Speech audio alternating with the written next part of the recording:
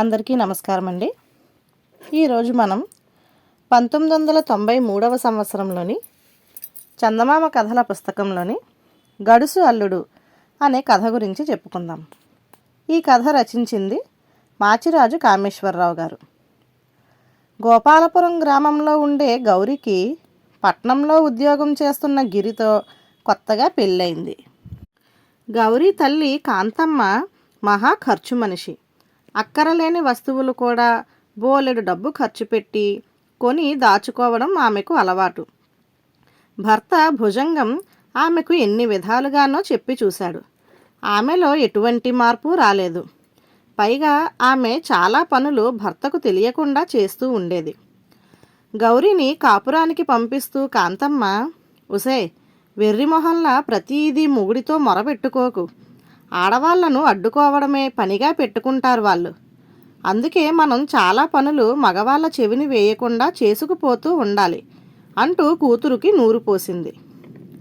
తరువాతే ఆమె సామాను లెక్క చూస్తున్న గిరితో, చూడల్లుడు, మీ మామకు ఒక అచ్చటా ముచ్చటా తెలీదు.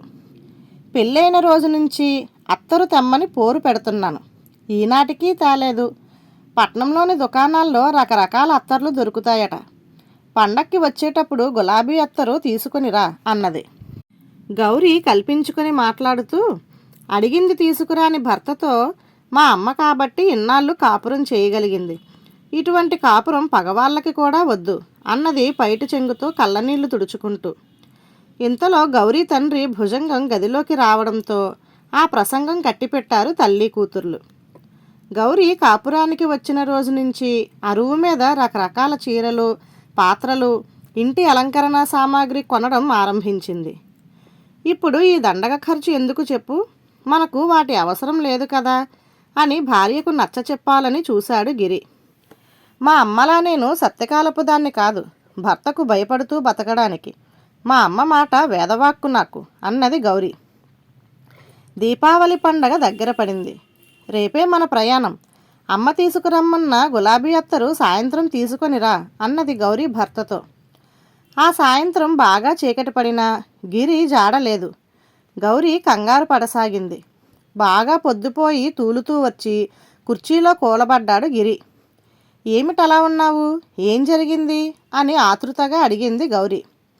గిరి పెద్దగా నిట్టూర్చి ఆయాసపడుతూ, ఏం చెప్పను, అత్తగారు తెమ్మన్న అత్తరు నిలువునా కొంప ముంచింది.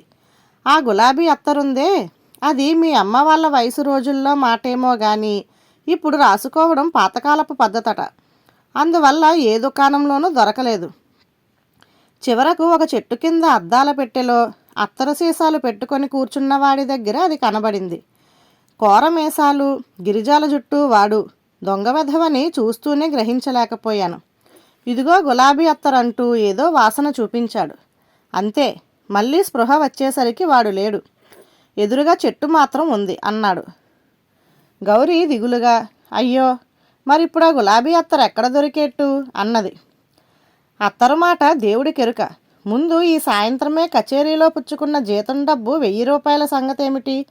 మీ ఇంటికి వెళ్ళాక నష్టపోయిన ఈ 1000 రూపాయలు మీ అమ్మ దగ్గర వసూలు చెయ్యి, తెలిసిందా? అలా కాకపోతే పండగ అయ్యాక పట్నానికి తిరిగి వచ్చేది నేనొక్కడినే అన్నాడు గిరి కోపంగా. గౌరీ భయపడిపోయింది. భర్తను అంత కోపంలో చూడడం ఆమెకు అదే మొదటిసారి. బాడుగ బండిలో పుట్టిల్లు చేరాక గౌరీ తల్లిని పెరట్లోని బాదం చెట్టు కిందకి తీసుకుపోయి, అదేదో గులాబీ అత్తరో మల్లెపూల అత్తరో నా కాపురం చెరిచేలా ఉంది అమ్మ అంటూ జరిగిందంతా చెప్పి, ఆ 1000 రూపాయలు నువ్వు ఇస్తేనే ఆయన నన్ను పట్నం తీసుకుపోతాడు అన్నది. కాంతమ్మ నిర్ఘాంతపోయి, ఎవడో చెట్టు కింద చోరీ వధవ దోచుకున్న దానికి నేను నష్టపరిహారం చెల్లించాలా? ఇది మరీ బాగుంది అంటూ దీర్ఘాలు తీసింది. నీ కోసం అత్తరు కొనబట్టే కదా ఈ అనర్థం జరిగింది. నువ్వు డబ్బివ్వకపోతే శిక్ష నాకా?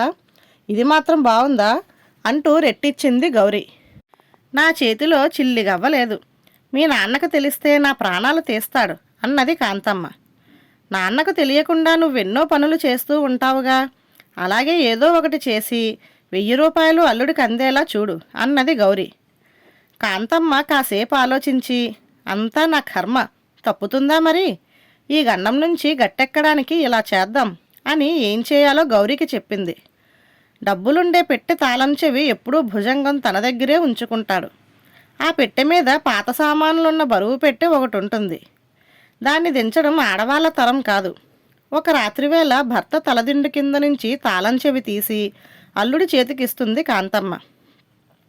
గిరి చడీ చప్పుడు లేకుండా సామానులున్న పెట్టె దించి డబ్బున్న పెట్టెలో నుంచి 1000 రూపాయలు తీసుకోవాలి. అత్త భార్య చెప్పినదంతా విని గిరి ససేమిరా తాను దొంగతనం చెయ్యనన్నాడు. ఇందుకు కాంతమ్మ విసుక్కొని, అల్లుడు ఆట్టే బస్తీ బడాయిలు పోకు, ఇది దొంగతనం ఎలా అవుతుంది? నీ పోయిన డబ్బు నువ్వు తీసుకుంటున్నావు, దీన్ని దొంగతనం అని బుద్ధున్నవాడు ఎవడు అన్నడు అన్నది. ఆ మాట నిజమే అని గిరి తలాడించాడు. కాంతమ్మ పథకం ఏ అవాంతరాలు లేకుండా సఫలమైంది. తెల్లవారి పండగ. ఉన్న నగలన్నీ అలంకరించుకుందామని కాంతమ్మ పెట్టె తెరవమని భర్తను పురమాయించింది. పాత సామానుల బరువు పెట్టెను దించి డబ్బు పెట్టె తాళం తీశాడు భుజంగం. లోపల నగల పెట్టెలు చెల్లాచెదురుగా పడి ఉన్నవి. వాటిలో ఒక్క నగ కూడా లేదు. అది చూసి కాంతమ్మ కెవ్వుమన్నది. మూసిన పెట్టె మూసినట్టుండగానే నగలన్నీ ఏమైపోయాయి అన్నాడు భుజంగం ఆశ్చర్యంగా. ఇదంతా కోరి తెచ్చుకున్న ఆ పట్నం కుర్రాడి పని అని కాంతమ్మ పెద్దగా కేకలు పెడుతూ గిరి ఉన్న గదిలోకి వెళ్ళి, ఇదేమైనా మర్యాదైన పనేనా? అత్తగారి నగలు దొంగలించడం గోహత్యతో సమానమని తెలీదా? అది కూడా పండగ పూట. ఏవి నా నగలన్నీ నా కళ్ళ ముందు పెట్టు, లేకపోతే కళ్ళు తిరిగి పడిపోగలను అన్నది. గిరి అమాయకంగా ముఖం పెట్టి, అల్లుణ్ణి పండుగకు పిలిచి దొంగతనం మంటగడతారా? ఇదేనా ఈ ఇంటి మర్యాద? ఒక్క క్షణం కూడా ఈ ఇంట్లో ఉండను అన్నాడు కోపంగా. ముందు నా నగలన్నీ ఇచ్చి నీ దారిన పో, పెట్టి తెరిచి 1000 రూపాయలు తీసుకోమంటే నగలు కూడా దోచుకుంటావా అన్నది కాంతమ్మ కళ్ళనీళ్లతో. నన్ను పెట్టి తెరిచి 1000 రూపాయలు తీసుకోమన్నారా? అంతా కట్టు కదా అన్నాడు గిరి. భుజంగం కల్పించుకొని, కాంతం కాస్త ఒళ్ళు దగ్గర పెట్టుకొని మాట్లాడు. గిరి దొంగలా పెట్టి తెరిచి డబ్బు నగలు ఎందుకు తీసుకుంటాడు అని అడిగాడు. నన్ను క్షమించండి అంటూ కాంతం భర్త పాదాల మీద పడి జరిగినదంతా చెప్పింది. భుజంగం ఆమెను ఓదారుస్తూ, నీ నగలు ఎక్కడికి పోలేదు కాంతం, ఇదంతా నేను అల్లుడు కలిసి ఆడిన నాటకం. ఆ రోజు నువ్వు అల్లుడిని పట్నం నుంచి అత్తరు తీసుకురమ్మనడం పక్క గదిలో ఉన్న నేను విన్నాను. ఈ వయసులో అత్తరుతో నీకేం పని అని అడిగి నిన్ను చిన్నబుచ్చదలచలేదు. భర్తకు తెలియకుండా అతి గోప్యంగా అర్థం పర్థం లేని పనులు చేయడం ఎలాంటి అనర్థాలకు దారి తీస్తుందో తెలియచెప్పడానికే నేను అల్లుడు ఈ నాటకం ఆడాము. ఇదంతా ముఖ్యంగా నీ చెప్పు చేతల్లో నడుచుకున్న అమ్మాయి కళ్ళు తెరిపించడానికి చేసినవి. దీనికంతకు సూత్రధారి అల్లుడు గిరి. మొత్తానికి మన అమ్మాయి గౌరికి ఇంత ఇంగిత జ్ఞానం నేర్పగల గడుసు అల్లుడు అన్నాడు. గౌరి సిగ్గుతో తల వంచుకున్నది. కాంతమ్మ ఉక్రోషంగా భర్తతో, ఇంతకాలానికి నాకు బాగానే బుద్ధి చెప్పారు, అయినా ఈ కాస్త విషయానికి అంతసేపు మాట్లాడాలా అన్నది. భుజంగం తృప్తిగా నవ్వుకున్నాడు. గిరి జేబులో నుండి ఒక చిన్న సీసా తీస్తూ, అత్తగారు ఇదిగోనండి మీ గులాబీ అత్తరు అన్నాడు. అదేదో గౌరీకి ఇవ్వు అల్లుడు, నేను తీసుకుంటే ఇంకా బుద్ధి కుదరలేదని మీ మామగారు మళ్ళీ ఇంకో నీతి శతకం వల్లెవేయగలరు అన్నది కాంతం. ఆ మాటలకు భుజంగంతో పాటు గౌరీ గిరి కూడా పెద్దగా నవ్వారు. ధన్యవాదాలు.